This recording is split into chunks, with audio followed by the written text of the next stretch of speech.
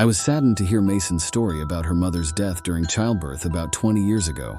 I am sorry not because his mother died, because the matter of death is already determined by God, but I'm sorry because her mother's body, before being buried, had needles stuck in all her fingers and toes. Why did they torture the corpse so much? It is said that if it is not done, then the corpse will turn into a vampiric ghost. What is this vampiric ghost? The vampiric ghost is said to be the spirits of women who died while pregnant. I myself have never found it. Mason comes from the north. He just told me the events of 20 years ago. At this time, he was still a child, about 10 years old. Of course, a small child like this is powerless to protest when people tell them to torture their mother's remains. Maybe the vampiric ghost they mean is a kind of devil as well, but it is unlikely that it comes from a woman who died in childbirth. A woman who dies because of giving birth is considered maternal mortality or maternal death. How can we believe that she turned into a vampiric ghost? I understand that this vampiric ghost is also known by the people in the south of the peninsula as a vampire. That's why in the 50s there were local film producers making vampire stories. I was also taken by my cousin to see this vampire movie. In fact, I was attracted to the actress who became a vampire, Sandra Harrison. Are the vampires that exist on Earth the same as the vampires that are filmed? Or is it the same as the belief of some culture that it comes from women who die in childbirth? But we can't deny the existence of devils and subtle beings who always disturb human peace. On the other hand, we should be convinced that the devil and the Satan are afraid of humans. Satan and devils will dare to disturb humans when they are used by humans who practice the sciences of the devil, while the devil and the Satan alone will not be able to disturb people. Often, they take refuge in humans before disturbing humans. It is best that humans themselves should not practice the sciences of the devil. Only those who practice the knowledge of the devil worship the corpse of a woman who died giving birth to do his bidding. When this corpse is permeated by the spirit of the devil, it becomes a vampiric ghost that is said to disturb people. That's why I feel sorry for Mason's story about her mother's death 20 years ago. In fact, this vampiric ghost story arose because all of a sudden issue in their area was a buzz about disturbing vampires. Surprisingly, these vampires do not make humans their victims, but rather livestock. They found a dead goat, cow or buffalo with puncture marks on its neck. It was as if the blood on the neck had been sucked. When it was brought to the attention of the animal office, it was also unable to confirm whether the animal was sucking blood like that. A friend of Mason from that area had told him. So, without questioning, Mason invited his friend to meet me. Of course, I was wrong when I was invited to that area to catch the vampire.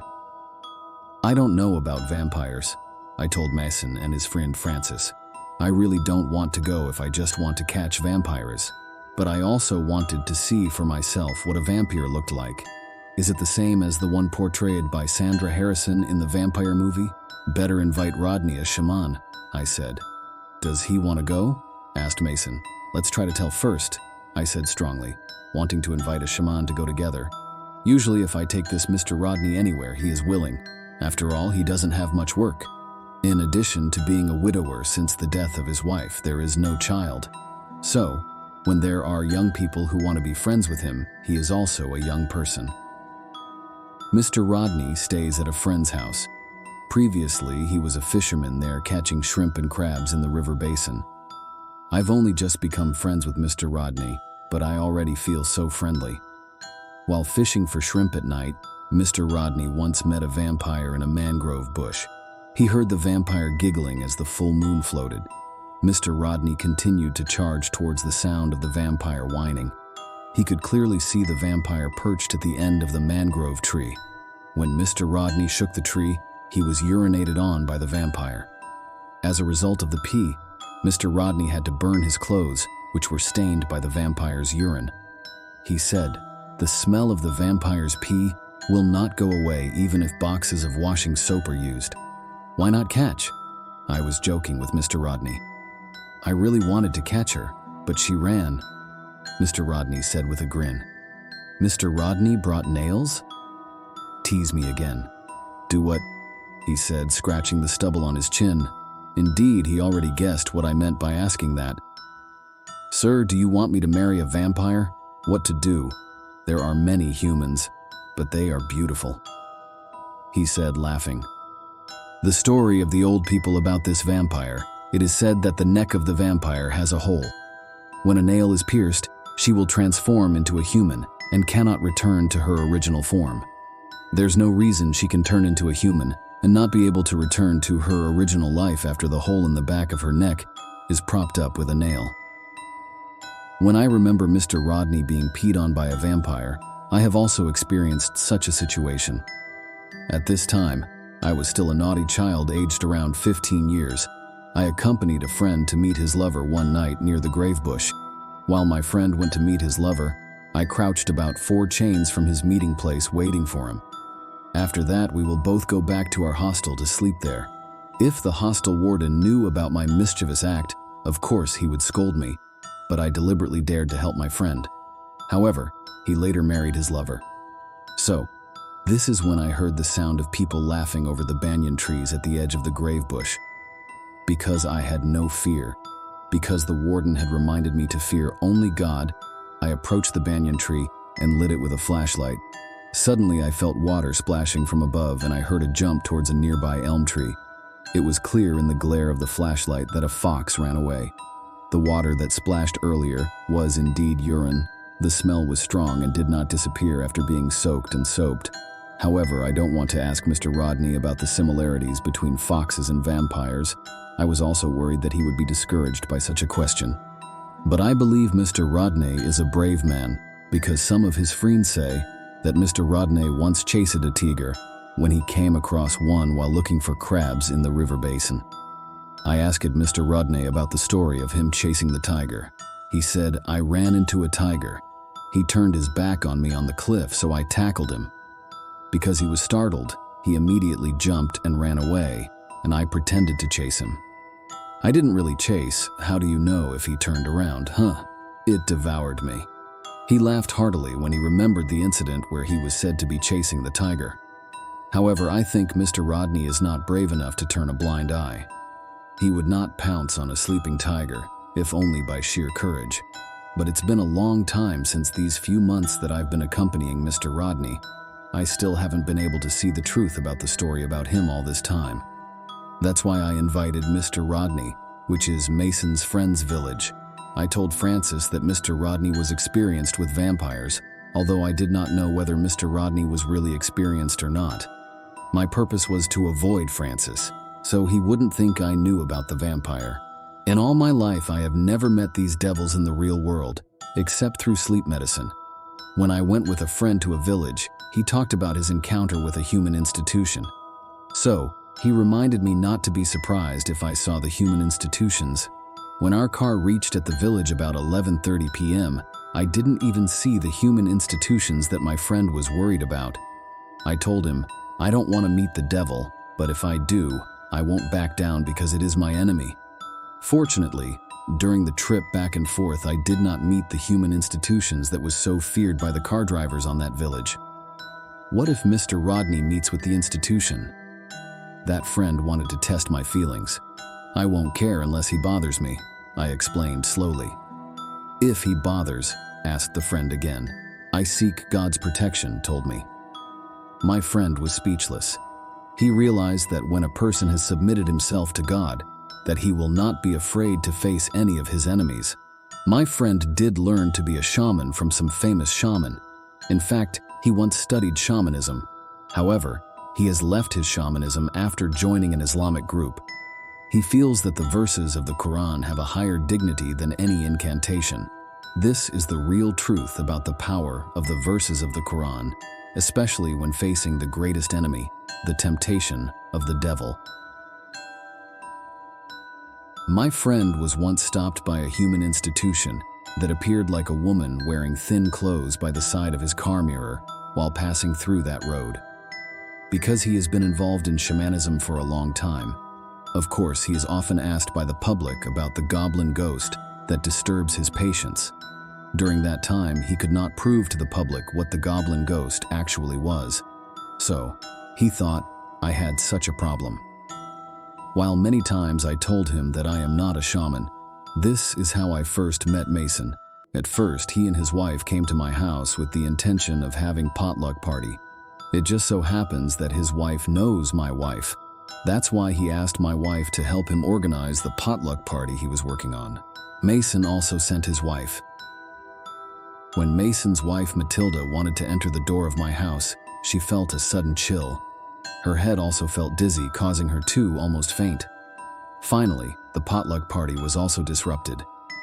The neighbors who had gathered there were surprised to see the sudden event. Seeing his wife's condition, Mason rushed over. He was also surprised by his wife's condition, while my wife immediately called me in the room. Right now, I'm reading a book because I don't really interfere with the potluck party organized by Matilda with the help of my wife. When I went out to see Matilda, that was the first time I met Mason. After that, we became good friends. My body feels like having a fever, Matilda said nervously. When did you have a fever? Asked me. I don't know, she was fine from home. Told Mason everything was wrong because the people who were called for the potluck party had already arrived, and suddenly there was a delay. Does she always get like this? I want certainty. Never, explained Mason nervously. However, she always complains of a headache, and her body groans as if carrying a heavy load, he said again. I told his wife to get a glass of cold water. Then I read some scriptures that I had learned from Mr. Rodney 3 times and told her to drink the water.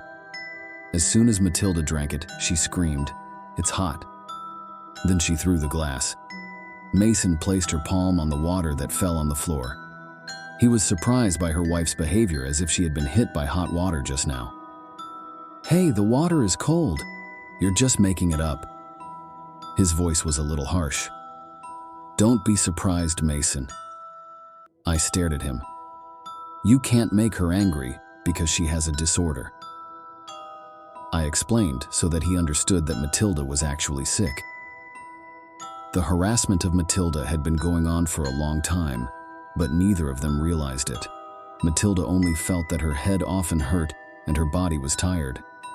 When Mason took Matilda to the hospital or clinic where the doctor said she had high blood pressure. Surprisingly, when tested, it turned out that Matilda did not have high blood pressure. Because the disorder was already ingrained in Matilda's body, she became depressed when she entered my house. As much as possible, she didn't want to enter my house, but Matilda strengthened her resolve to enter too. The match between Matilda and her, strength in its doom, is what caused her to struggle just now. After drinking cold water that she said was hot earlier, Matilda started acting violently. She slapped my cheek as hard as she could. Why are you bothering me? I've been with Matilda for a long time. No one bothers me. Matilda started raving as she wanted to pounce on me. The neighbors immediately held Matilda. They also know that Matilda is unconscious. Be patient, Mason, I reminded Mason. Mason just nodded. He glanced at my cheek, which had 5 finger scars from being slapped by Matilda. This is the risk when we want to help people who are troubled by the spirit of the devil. Most healers also face this risk, sometimes slapped, cursed, spat on, and so on. But we have to be patient because the person doing the act is not the patient, but its possessed soul. I asked permission from Mason to hold his wife's head. Then I read the last 6 verses of the scriptures. At this time, Matilda was screaming in pain. Speak. Who are you? I stared at Matilda's eyes. In her eyes, I saw a frail old woman waiting for my arrival, but the old woman tried to protect her weakness, instead pretending to be brave to oppose me. Who are you? My question is hard. Please don't disturb me, said the old woman angrily. I love this girl Matilda. What are you doing to separate us? She said threateningly. Matilda doesn't like you. Answer me. The woman rolled her eyes and threatened me. Then she laughed hysterically. The laugh was terrifying, and I could tell it was a vampire's trick. I guess this is the type of vampire that always bothers humans. You keep vampires? I snapped when I suddenly saw a young woman with a beautiful face standing behind the old woman. I don't know her, said the old woman, turning her gaze to the young woman who was staring. You want to make fun of me, I said, and read another sentence. A fire suddenly lit up in front of her, causing the old woman to scream, saying it was hot. Her whole body trembled due to the heat of the fire burning around her. The young woman tried to escape from the burning fire, but was quickly grabbed by the old woman. They hugged each other, facing the rising fire.